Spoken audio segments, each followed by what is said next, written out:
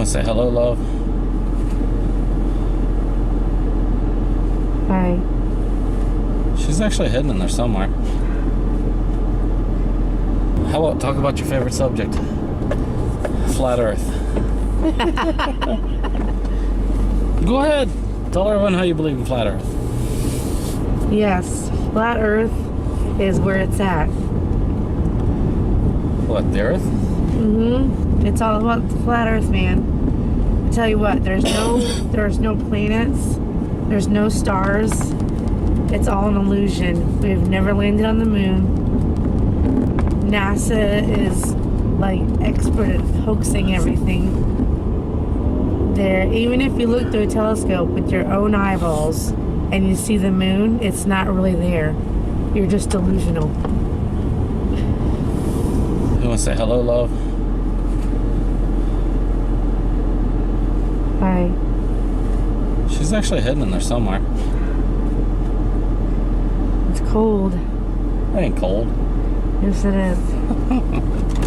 Would you like to talk to the audience about anything? Well, besides the fact that we're in October and we're having January weather. January? I thought maybe we migrated to Alaska. It's cold. But the moon is there on the flat Earth.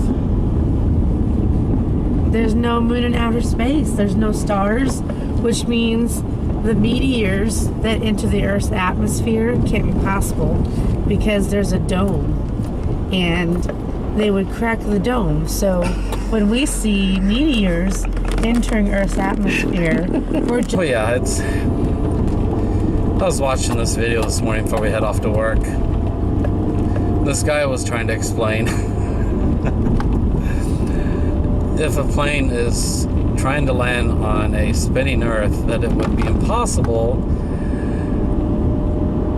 because the Earth is spinning. It's 6,000 some odd miles, give or take. I don't remember the exact speed. But it's like they can't stop and think. The atmosphere, the sky, the clouds, the oxygen, whatever pollutants, whatever the atmosphere is made up at the time, is spinning at the same speed, sometimes a bit slower, sometimes a bit faster. That's why we have the jet stream.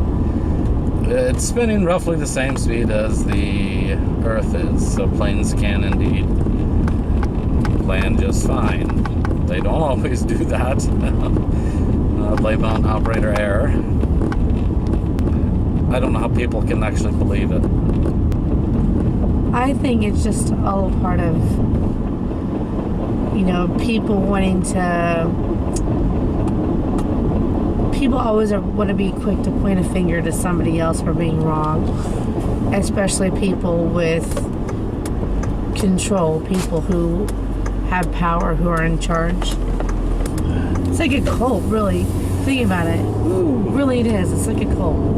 Like if you think about how people join cults, now in their mind, they really do believe this stuff. In their own minds, they believe all these wild, crazy theories. But they really do have good intentions. They believe they're right.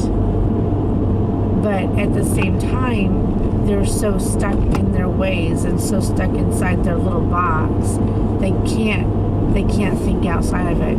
So you could never debunk flat Earth to a flat earther because they're not willing to listen. They won't hear you. They're gonna find an excuse for everything you say. Because I've seen them. I've seen their arguments. See, I don't think it's that they want to listen. I think that they are... Let's take religion, for example.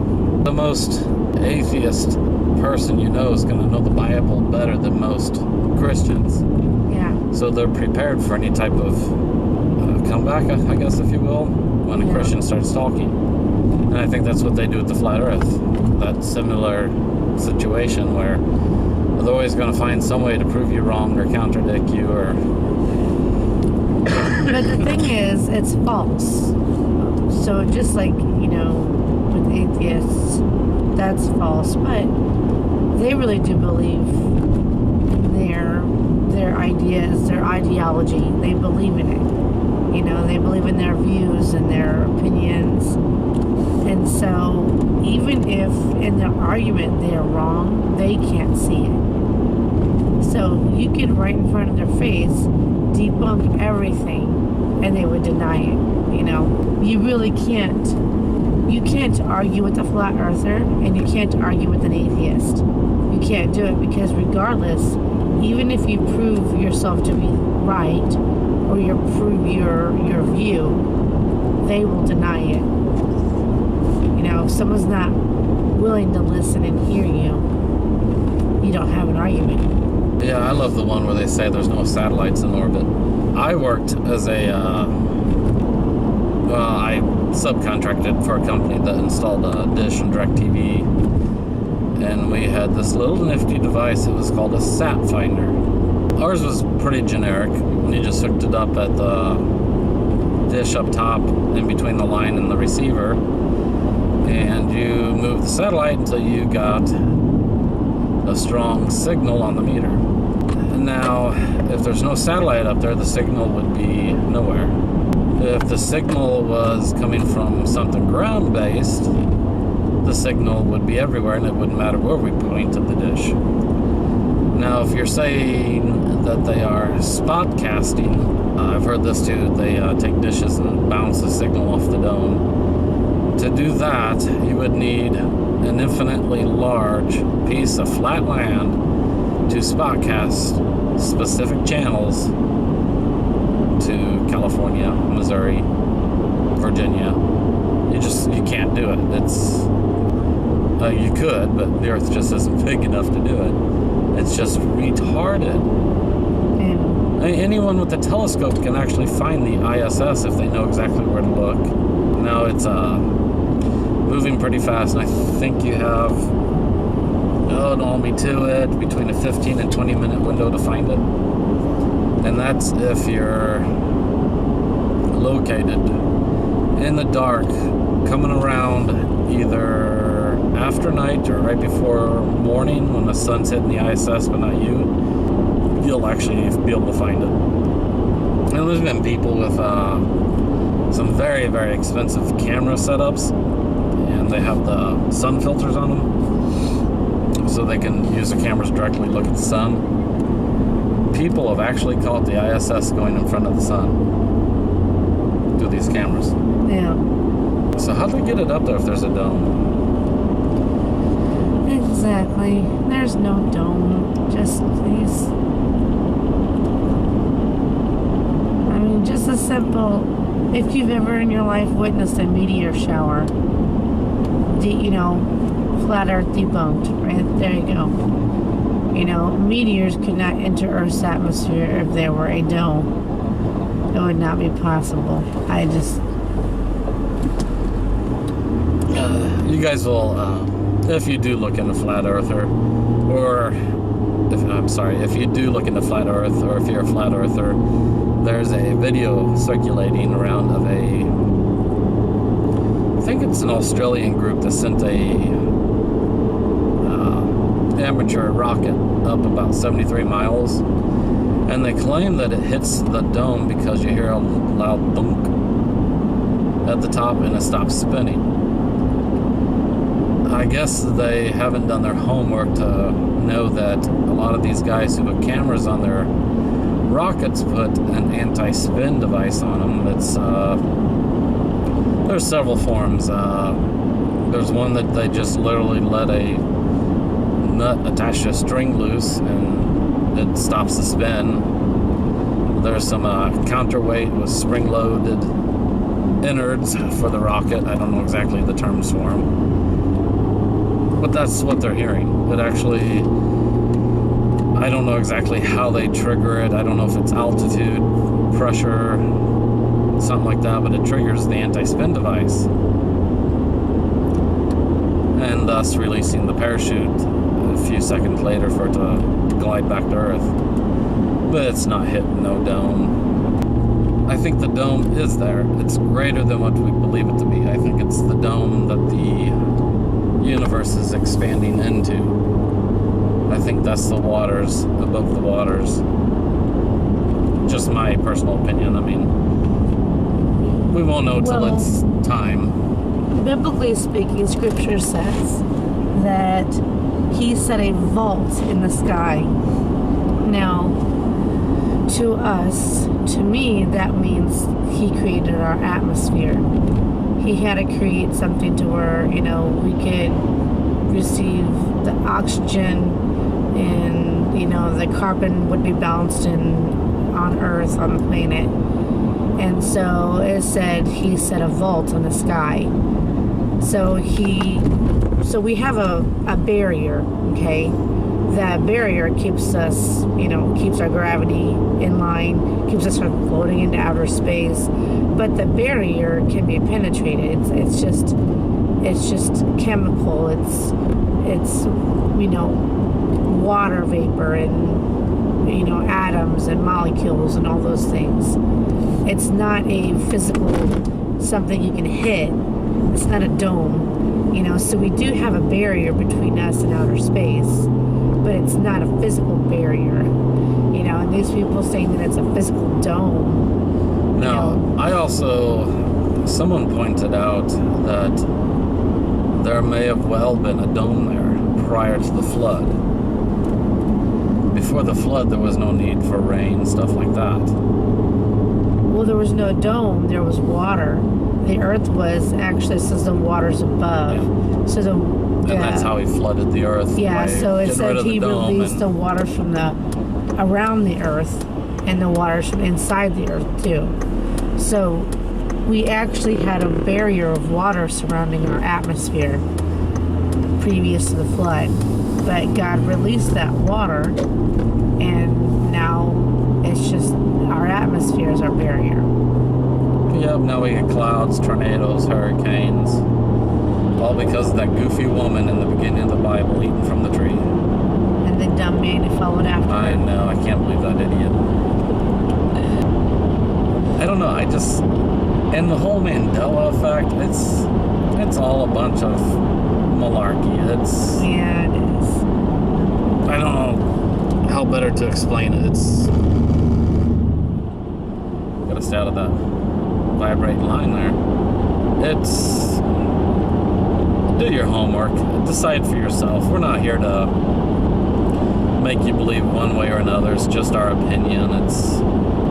Stop watching TV, pick up a book, read it. And if you are watching TV, something on YouTube, research it for yourself. Just don't take it by face value. That's why we have so many rotten, spoiled snowflakes in the world. Well, you have to think about it. It's called mass persuasion. So it works like this. I actually saw a demonstration of it. So they did this experiment. Mass with hysteria, scientists. right? No, mass persuasion. I'm pretty sure meaning- it's hysteria. I know that's what the Mandela effect is. That's mass hysteria. Mass persuasion is something different. Mass persuasion is you do something because you see everybody else doing it. Mass hysteria means that everybody has the same false memory because they're linking one memory with another memory, getting the two memories I know. confused. Okay? So now I'm guilty of that. Like I remember Kit Kat having a hyphen. I remember the Berenstain Bears being the Berenstain and not Berenstain Bears. Oh, our battery died on the camera right in the middle as she was talking, so we had to switch cameras. This one's a little bit more bouncier. It's got a heavier battery, so forgive the bouncy. But she's saying the Mandela effect, mass hysteria, all that fun stuff, or mass paranoia. Yeah, mass To me, it's hysteria. all the same. It's It's just where people have a collective memory that's false. And it's only because you take one memory and you mix it with another memory, your brain does this. The human brain is actually very easy to trick and deceive. For instance, something as simple as if I showed you let's say a row of bandanas, okay? And each bandana was a different color. And let's say I removed the red bandana and replaced it with a different color. Almost no one would even notice that the color was changed, the brain is very easy to deceive. So, but mass persuasion is where, for instance, say these scientists did this experiment. Well, they were psychologists, and they had a doctor's office set up as a real doctor's office with real people coming in, but they had paid the rest of these people to do certain actions to see if other people would follow along and, you know, repeat what they were doing just because everybody else was doing it. And so they had a sound would go off, a beep, and when the beep would go off, everybody would stand up and then sit back down. And so they would have innocent bystanders that didn't know what was going on coming in for a doctor's appointment. And every time the beep would go off, everybody would stand up and sit back down.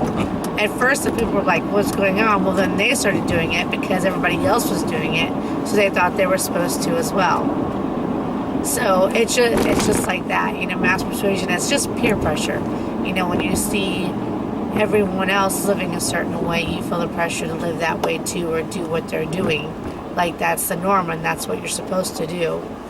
So I think, you know, really that's, you know, what the whole Mandela effect and flat earth, you know, people are just following this delusion. And then, you know, they think, well, what if this is the right thing and what I've been taught is a lie, you know, and so I don't know. But people are very easily deceived. So you have to do the research yourself. Don't be quick to fall in line with what other people are doing. Now, on that note, we got to wrap it up. We're almost at our first stop before I drop her off. So, any last thoughts? No, just do your own research. Yep, I'll leave you with one. Do your own homework, read. Don't believe the media unless you can verify the sources. You know, all that fun stuff. Yada, yada, yada. The legalese crap. And on that note, we'll catch you guys again. And leave a thumbs up. Comment below. Let us know if you like this format of video. And we'll catch you guys in the next one. You gonna say bye? Bye.